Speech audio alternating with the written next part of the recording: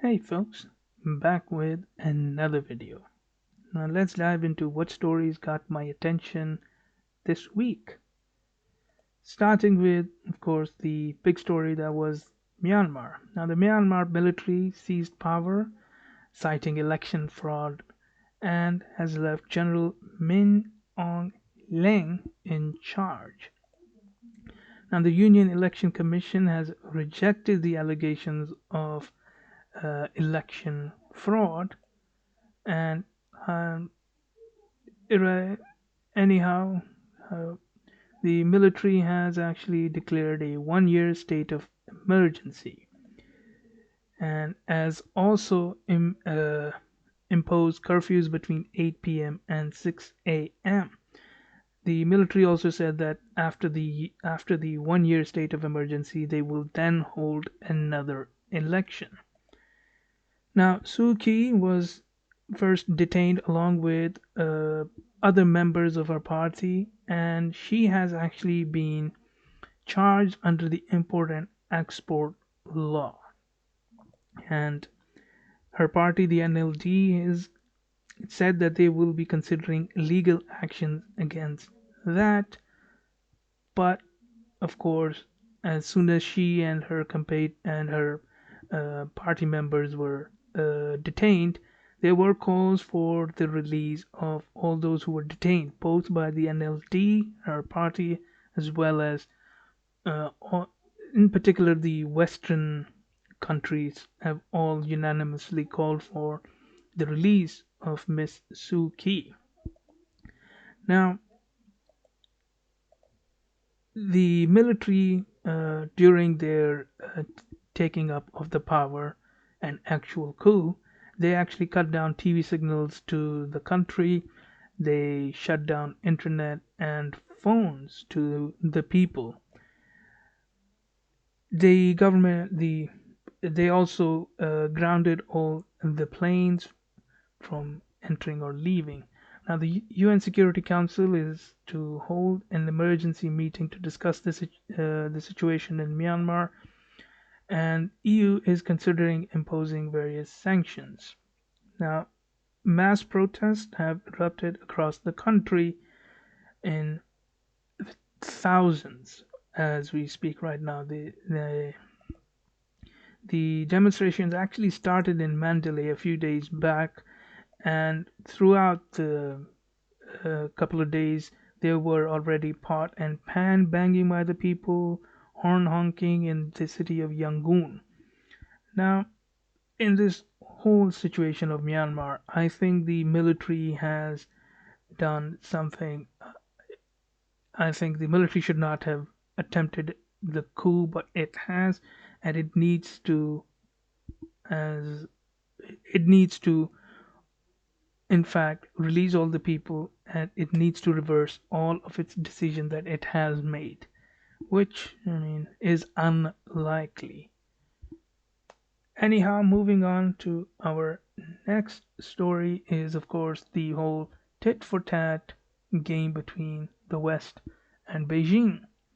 Now, National Security Advisor Jake Sullivan has expanded his Asia team, whereas he has subsequently, in fact, downsized the Middle East team, which I think indicates that there might be an Asia pivot in the current Biden administration.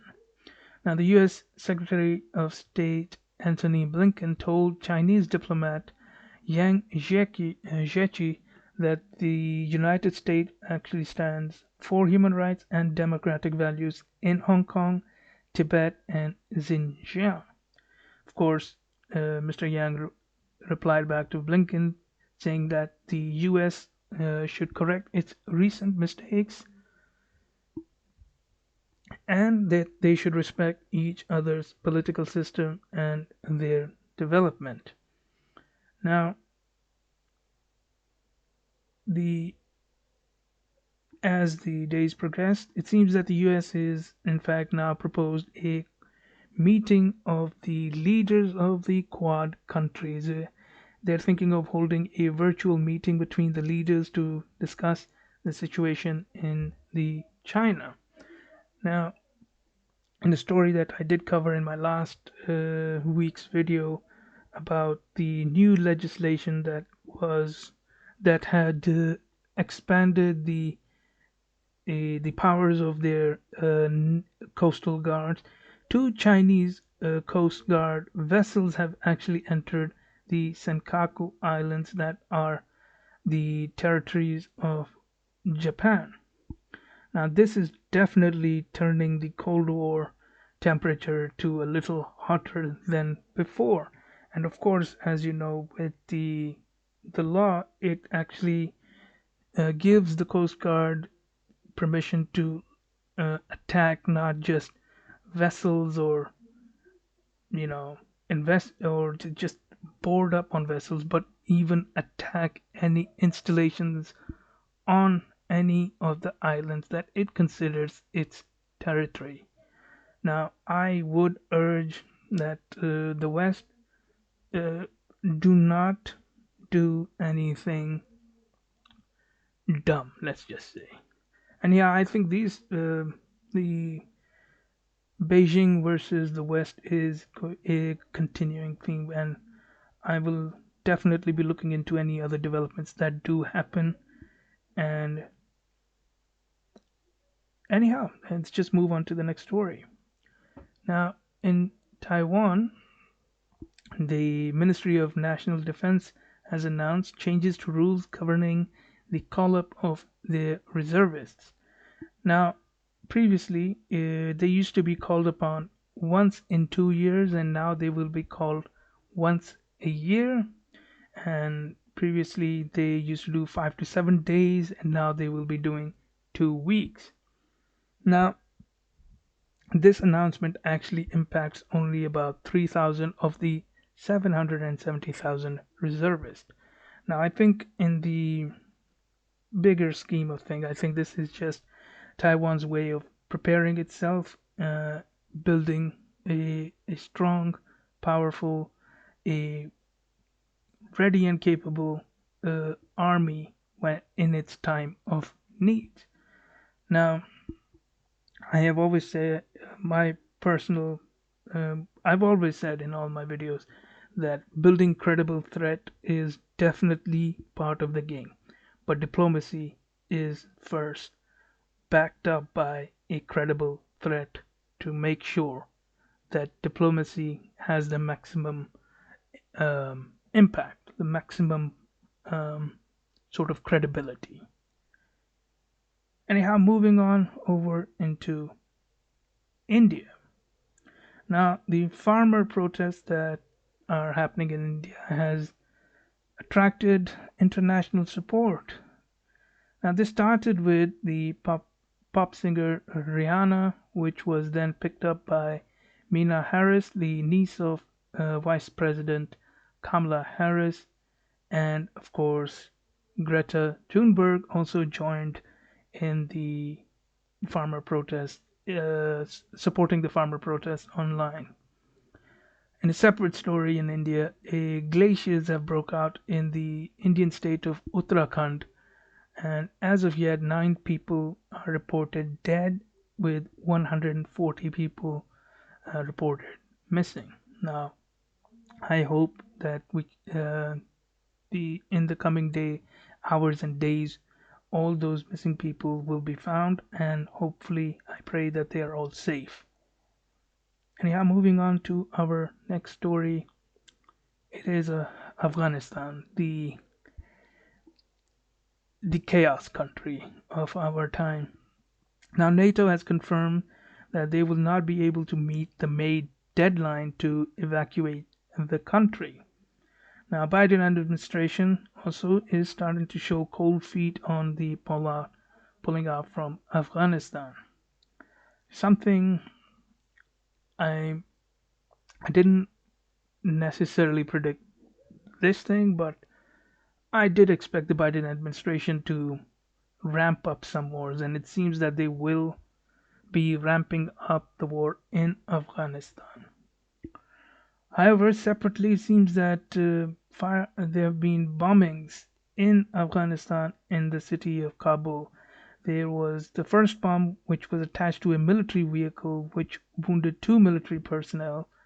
An hour later, the second bomb killed two, including the cleric Muhammad Atif, and wounded two other. And a third sticky bomb had wounded one person, whereas the fourth bomb had wounded two. And of course, as I said, Afghanistan is a complete mess. It is a mess partially because the people there have been put in a position where they got in a crossfight. The whole destruction started because Afghanistan got into a crossfight between the United States and the Soviet Union. And a decade after that, they got into the whole war on terror. They were the first country where a military campaign took place. But continuing in Afghanistan, the German Foreign Minister Heiko Maas has warned against the May withdrawal, which I think is giving uh, just enough cover for the US to also stay. And of course, they are urging the US to abandon the May deadline, and instead they are urging that they should withdraw after a successful intra Afghan talks, in the process, dumping the idea of just withdrawing on a deadline. Now, in the case of Afghanistan, there is very little we in the West can do as far as their domestic issues are concerned. I mean, I think one of the reasons why this problem has persisted for this long is because I believe that our leaders have this weird belief that we can impose our will and our way of thinking and our way of doing business with them and trying to export it into their country and their culture, which is not going to happen. But for whatever reason, we refuse to accept that reality. And we're just, when it comes to Afghanistan, I think we are currently fighting a losing war because of the objectives we have. They're just not going to be achievable. End of story. Anyhow, moving a little to the west of Afghanistan, taking a closer look at the US-Iran relation in this week. The Foreign Minister Javad Zarif of Iran has indicated earlier this week that the EU Foreign Policy Chief Joseph Borrell could facilitate the US to return to Iran deal, something that the US very quickly just shut down the idea. And then, of course, the French President Emmanuel Macron jumped in and he called for a new strict nuclear talks and hinted that Saudi Arabia should be involved in this new deal. And of course, the Irani President Hassan Rouhani rejected any calls for altering the Iran deal or addition of any other country.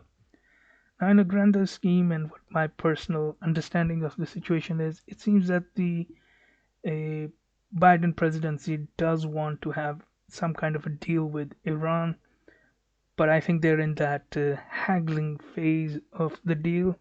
So I think there will be a couple of weeks of this haggling until it come to some kind of uh, they will come to a deal where both sides will show some kind of a victory and also a face-saving sort of uh, let's just say a theatrical that will be that they could show that they have both saved their face as well as gone with the deal. Anyhow, moving on to our next story is the relation between the United States and Saudi Arabia. President Joe Biden has announced the end of US support for the Yemen war. It seems that the Biden administration may actually be, and in effect, winding down the Yemen war, which I completely welcome. It is an unnecessary war. It has killed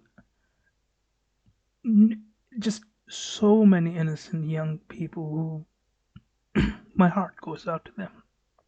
Anyhow, the Biden administration has announced that they will be ending relevant arms sales. Now, the key word here is relevant.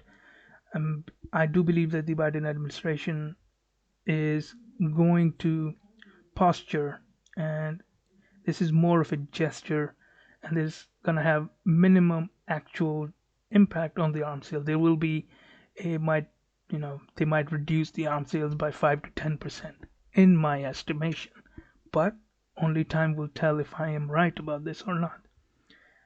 Of course, Biden administration also reaffirmed its commitment for the Saudi Arabia and its sovereignty, which I mean they are partners, and I think every country pretty much every country is uh, you know with the Saudi Arabia and its sovereignty. Nobody is trying to deny them or violate their sovereignty. Again, majority of the countries.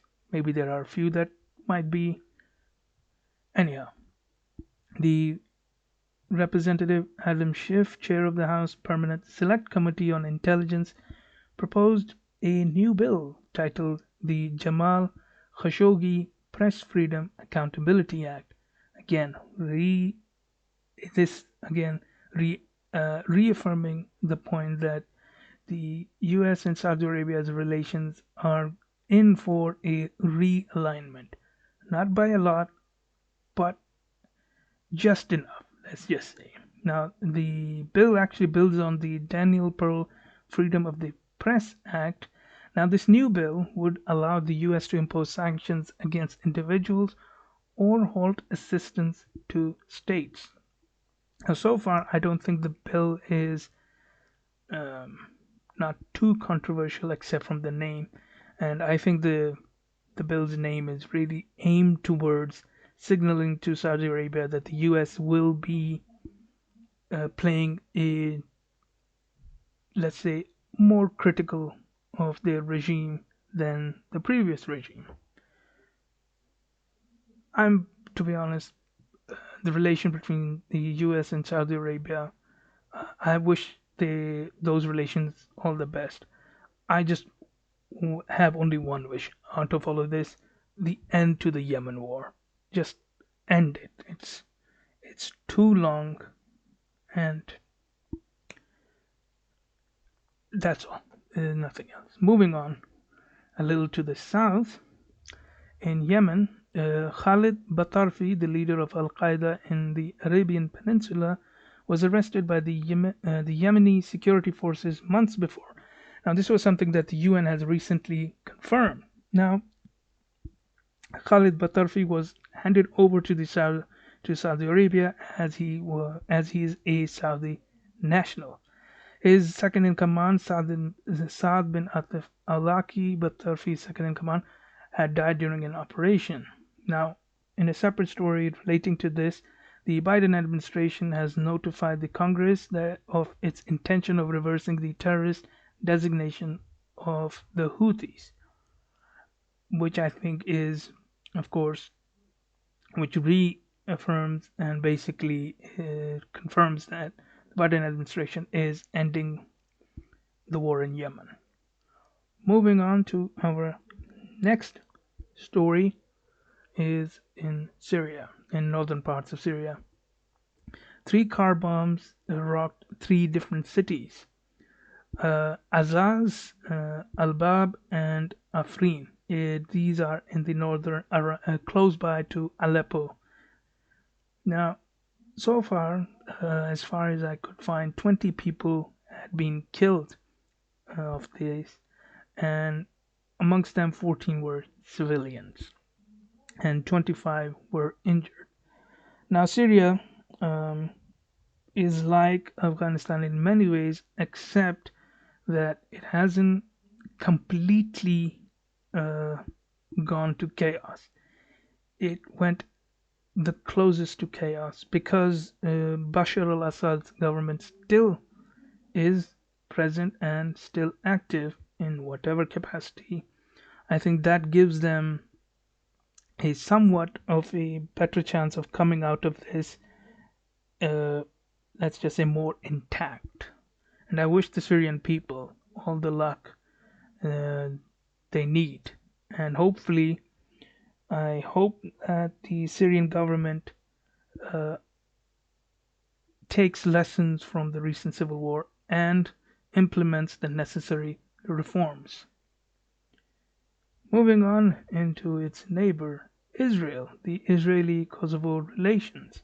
And this was something I did talk about in my last week, but we have some more information. Kosovo has actually recognized Jerusalem as capital, making Kosovo the first Muslim majority country to do so. Now, there was a meeting held between the Israeli Foreign Minister Gabi Ashkenazi and Kosovan Foreign Minister Melisa Haradinaj Stubela. It was an online meeting between the two. Now, the U.S. State Department spokesman Ned Price has praised the whole thing, and they it is believed that the embassy will actually be inaugurated by the Passover holiday, that will be by the end of March. Now, in a separate uh, news, but relating to Israel, is that the International Criminal Court has ruled that its jurisdiction extends into West Bank, East Jerusalem, and Gaza. Now, this decision will be impacting both Israel's army and Hamas. Now, in the whole, I think the International Criminal Court is generally a force for good, and this one is going to be interesting. And as far as I'm concerned, I mean, if there are any crimes happening, war crimes in particular, I think that International Criminal Court is the right institution for this to both conduct an investigation and find out, get to the bottom of whatever happens, and hopefully this decision doesn't come out as just being anti-Israel, but it will also look into uh, what Hamas has done as well. So to make it more balanced, because I believe when it comes to the Israel-Palestine situation, we're at a point where both sides have done some bad that need to be addressed. Anyhow, moving on to our next story, moving a little north of Israel into Lebanon. Now, anti-aircraft missiles were fired at an Israeli drone but missed. Now, the drone flew back into Israel. Now, two Lebanese security sources have said that Hezbollah fired at the drone. Now, this is most probably likely, as Hezbollah has a strong base in southern Lebanon, which borders Israel. Now, in a separate story, Lokman Salim, he was found shot dead in the car. Now, why is his death important? It's because he was a vocal critic of Hezbollah, and he lived in the southern part, and he lived in Lebanon. Now, his death, tragic as it is, does show what happens to those who do criticize Hezbollah in whatever capacity they do. Now, I would urge that the Lebanese government conduct a thorough investigation and actually punish those who have committed these crimes, even if they are the powerful Hezbollah.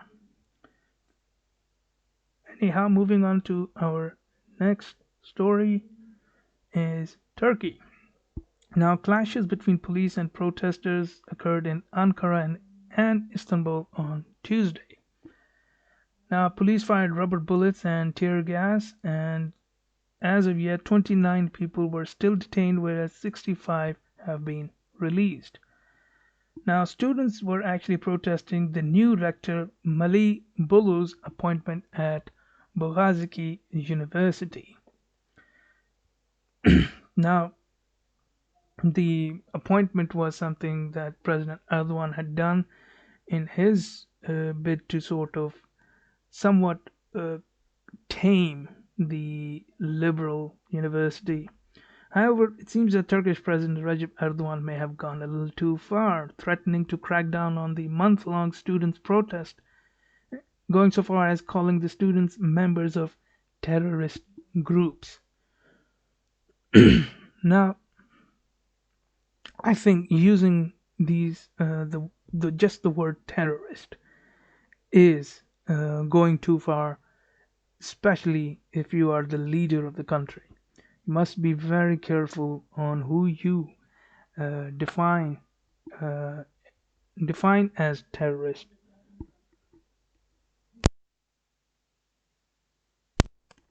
Now, obviously, uh, the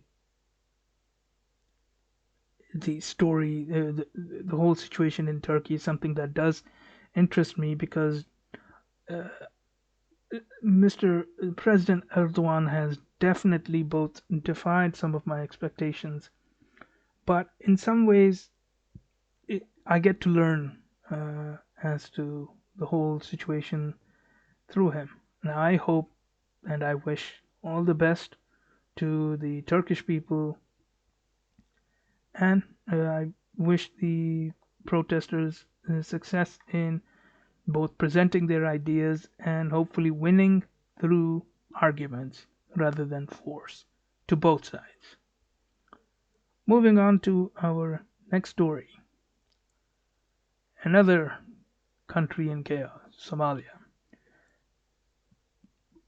Balsham has claimed responsibility for the Hotel Afrique attack a now a in the whole incident. A car bomb had exploded, which was followed by a shootout between the militants and the police.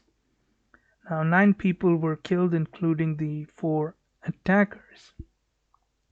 It has also come out that Somali General Noor Jalal was amongst its victims. Like Afghanistan, Somalia is a complete is a country in chaos, and these two countries show that once a country collapses, it is not necessary that at the end of it there will be another government that will take its place. In fact, it is equally likely that no government will take place and that there will be a perpetual chaos, just all out warlords fighting each other. Anyhow, moving on to our next story is Uganda. Bobby Wine has claimed that uh, around 3,000 people were detained or abducted, and he has accused police of police brutality. Now, police have said that they will be investigating all cases, and let's just hope that they do a decent job of it. The police have said, according to their previous statement, that they have only arrested about 600. Now, in the recent protest that took place, it is believed that 54 people have been killed. Now, in a separate incident relating to Uganda, is that the International Criminal Court has convicted Dominic Ongwen of war crimes, and he was charged of 70 counts, of which 61 the court convicted him of. Now, these crimes were committed between the years 2002-2004. Now, his case is quite interesting because he was both a victim of the war crime as well as the perpetrator of the war crime. Now, while I do believe that he his side of the victim should be acknowledged, but at the end of the day, I do believe that he, as an individual, does have agency, and that he should be punished because no matter what happens, in this case, I think there would be reasonable ground to believe that he is responsible, even though he was a victim. And this is a bit philosophical, but this is just my general just thought on it. Anyhow, moving on to our next story is Ethiopia. Now, before I talk anything, I think it is important to keep in mind that there are actually no official death toll. death toll. However, a trio of opposition parties have estimated that as much as 50,000 people have died in the recent civil war that took place in Ethiopia. Now, the opposition parties have urged international community to intervene to prevent a humanitarian crisis. Now, obviously, there are international organizations, namely the United Nations and the Red Cross, and of course, Borders Without Doctors, and all kinds. But the buck, or to put it in a different way, the responsibility of what happens in Ethiopia ultimately rests with the Ethiopian government led by Abiy Ahmed. And it is he who should be put responsible. We should, I would, whatever influence you people might have, I would urge him to do all within his power to do whatever he can to mitigate any humanitarian crisis, work with all both domestic groups of groups that are present as well as international community to um, facilitate a humanitarian aid and also to uh, conduct any investigation onto any kinds of war crimes and finally, change the direction of the country towards peace and prosperity. Anyhow, moving on to our next story, a little bit positive. Seems that the Libyan factions have agreed on an interim government after UN talks. Now, as a result, Abdul Hamid Mohammed Dibeiba, a powerful businessman, was selected to be the interim prime minister of this new interim government, whereas a three-person presidential council would be headed by Yunus Menfi, who is a Libyan diplomat, along with Musa al-Koni and Abdullah Hussain al-Lafi as his deputies. Now, this interim government will replace the governments of Fayaz Siraj and Khalifa Haftar. Now, as I have read and what I do understand, I think the interim government will be holding an election by the end of this year. Now, the interim prime minister and the people who will be part of the interim government will not be taking part in the election. So, which means that they will not have personal interest to sway the election one way or the other. Hopefully, the different factions will see that the talks may be slow, may be grinding, may sometimes be really something difficult, but it is the right way. And hopefully, enough trust is built that Libya can finally come out of this chaos that it has found itself. And I wish the Libyan people all the success. And I I would urge those Libyan leaders to think sometimes a little bit bigger than themselves. Anyhow, moving on to our next story. In Tunisia, thousands have come out in protest, which were backed by labor union. Now, the protesters have defied the police lockdown and the barricades that were placed there to stop the people and cars from entering the city center. Now, it's been 10 years in Tunisia is compared to the other Arab Spring countries has been the one that has gone through the least, let's just say, uh, damage. Let's just put it that way. Now, of course, keep in mind that Rashid Ghannouchi, the Speaker of Parliament and co-founder of Ennahda Party, says that Tunisia needs a decade to deliver results. Now, I don't know how exactly I should react to that. I mean, on the one hand, I think it's commendable that he is being honest, but I think that what the people need right now is not the time frame only. I think what they need is a leader, a, a government that will, how should we put it, that can actually uh, present a somewhat of a plan that shows to the people the path that their government is taking.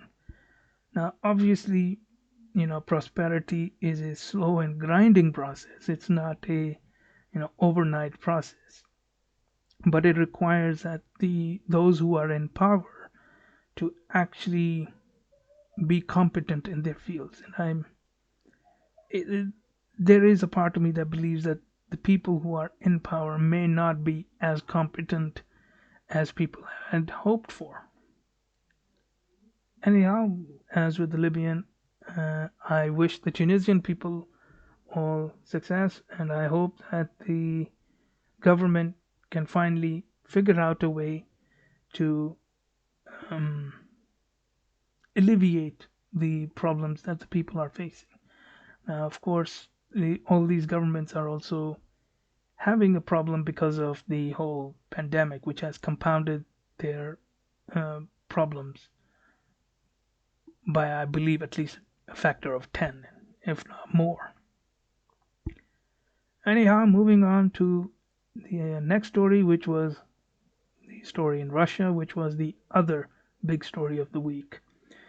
Now, I'll begin this with an update on the arrests. So far, 5,400 people, in fact, more than 5,400 people were arrested, and at least 51 protesters were beaten by police while being detained. Russian police is just, it is awful. Let's just put it that way. Anyhow, the Russian state prosecutors are seeking uh, that the court imprison Alexei Navalny for up to 3.5 years. Now, Navalny's brother Oleg, his top ally Lyubov Sobol, spokeswoman Kira Yarmish, and three others were put under house arrest for 2 months for violating the COVID restrictions. Now, Kremlin said that they will not listen to any U.S. complaints, and by extension, all complaints as far as Alexei Navalny is concerned. So, what happened? Well, Alexei Navalny was sentenced to 3.5 years for parole violation, which was then followed by protests in which 1,400 were arrested, giving rise to the fears that the prisons in the country are now full to the brim. And 13, uh, so far 13 have been identified who had actually had to visit doctors. Now, world leaders, of course, condemned the sentence, and when I say world leaders, generally the countries in the West, and Russian have denounced these condemnation as interference, and in fact have expelled 3 EU diplomats, accusing them of participating in the protests. Now, in a separate story relating to Russia is that the Russian Foreign Minister Sergei Lavrov has hinted at preserving the Open Skies Treaty after he met with the Swedish Foreign Minister. Now, one thing that needs to be noted is the fact that Russia has not formally withdrawn. Now, Russia is in this tight spot. On the one hand, it's got the whole Alexei Navalny situation, and on the other hand, it's trying to mend relations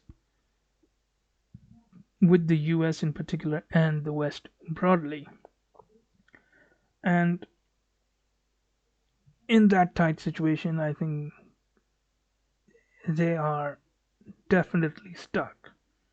Of course, the Russian justice system is not a model system, so I mean, I do think that the Russian courts, have been, let's just say, too harsh on Alexei Navalny, and I would urge Alexei Navalny's team to file a petition, a whatever the legal process is against this decision. I wish him the luck, and I wish the Russian people broadly the luck, and hopefully some the Russian government can figure out a way to um,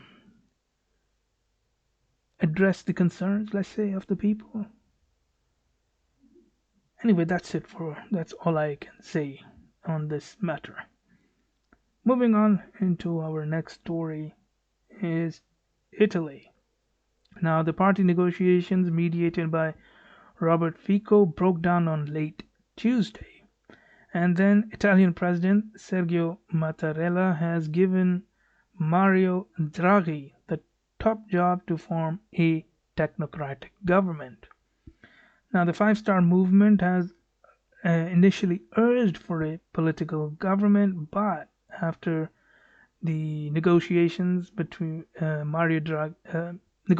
held by Mario Draghi with both Five Star and the Lega Party, it seems that the both Five Star Movement and Lega Party have warmed to the idea of a technocratic government led by Mario Draghi. Now, the negotiations with the Five Star Movement and Lega Party have ended, but there is going to be another set of negotiations to be held in the coming week. And so I will definitely be looking into this story and see how this develops. I wish I wish Mario Draghi all the success, but let's see if he can charm his way to being the next prime minister. Moving on to our next story in Belgium. Now, the Iranian diplomat Asadullah Asadi was sentenced to 20 years in prison. Now, this was a story I did cover, I believe, in the last year. I did cover. I'm just going to leave it at that.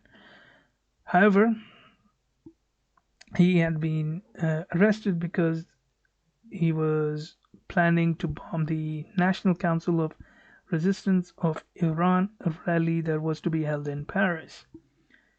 Now, his three other accomplices were also punished.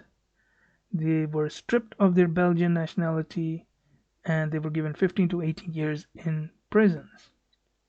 Now, of course, the Iranian Foreign Ministry spokesman Saeed Khatibzadeh has called the whole procedure as a violation of the Geneva Convention. I don't know the specifics. If there is any particular that they have violated, I think the Iranian Foreign Ministry should make a case and send it to the Belgian government. Let's see what comes out of that. Anyhow, moving on over to Chile. Now, protest erupted as a cop shot and killed a street performer in the small city of Panguipulli. Now, several public buildings were set on fire in the protest, which, of course, turned the protest into riots.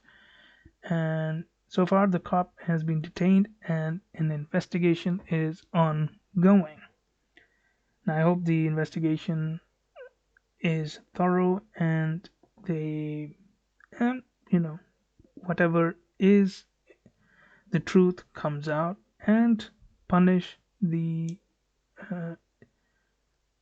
guilty party. Let's just put it at that. And moving on to our last slide, it seems that the Nigerian economist and former finance minister Ngozi Okonjo-Iweala, I'm sure I butchered that name, is poised to lead the World Trade Organization. Now, this comes because Joe Biden has fully given his support to her nomination clearing her way. So if she does become the next leader, congratulations. And moving into the next story is Jeff Bezos, who has actually stepped down as Amazon's chief executive. Now, this will certainly have an impact on the company as a whole. I guess the next week is going to be an interesting week as far as the news on Amazon is concerned. And the last story is the silver. Now, it was widely reported on the news that the Reddit forum, the Wall Street Bets, were encouraging their members to invest in silver. Now, while looking at both the charts of the silver and the Wall Street Bets forum, I could not find any evidence to suggest that the overwhelming news stories got it right. I believe there might a best case scenario, which seems to be probably what it is. There's probably a small group of people in the Wall Street Bets people who were encouraging people to buy actual silver instead of the ETF, the exchange traded fund. But that is not the same as what happened when it came to the GameStop stock. So I would say in this case, I think the media did a poor job of fact checking to get to the bottom of the story. Anyhow, that's it for this video. If you like the video, then hit that like button and hit that subscribe button for future updates. Write in the comment sections your thoughts, criticisms, and anything I might have missed. And I will see you in the next video.